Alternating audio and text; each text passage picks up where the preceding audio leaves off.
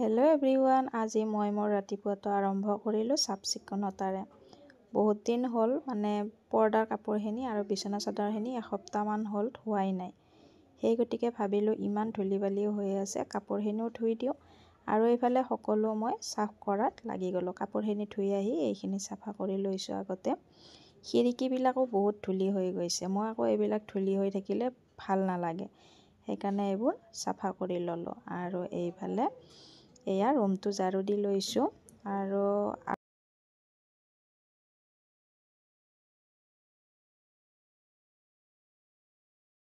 কৰি লৈছোঁ। যিহেতু মই এইকেইদিন একেবাৰে সময় নাপাম, কাৰণ মাইনাকো সময় দিব লগা হৈ যায়, সেইকাৰণে আৰু এইফালে এনেকৈ সকলোখিনি কাপোৰ কানি ধুই মেলি থৈ আহিছোঁ।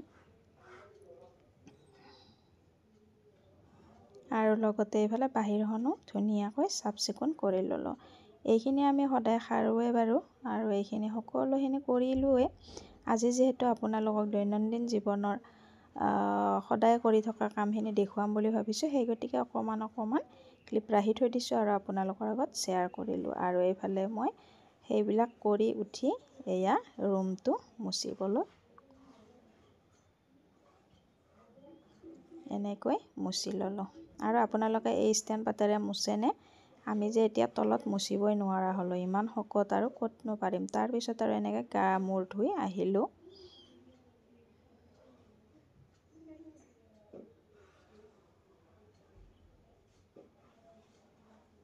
আৰু যে আমাৰ সদায়ে আৰু এইটো কাম কৰিবই লাগিব। গা পা ধুই সেন্দুৰকণ ল'লে বৰ ভাল লাগে।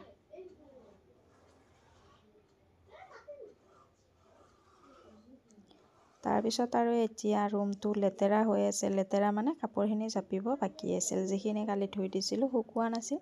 মোৰ নাইটিকেইটা এনেকৈ জাপি ল'লোঁ। আৰু এইফালে বিছনা চাদৰখন ধুই দিছোঁ যিহেতু, বেলেগ এখন চেঞ্জ কৰি দিলোঁ। এয়া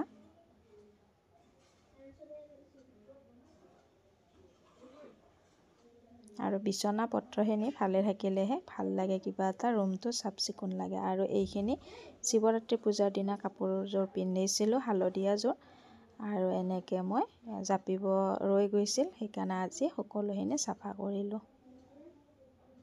আৰু এইফালে এতিয়া মই যাম মন্দিৰলৈ। আজি বহুত দিনৰ মূৰত চাকিখোৰ দিম বুলি ওলাইছোঁ।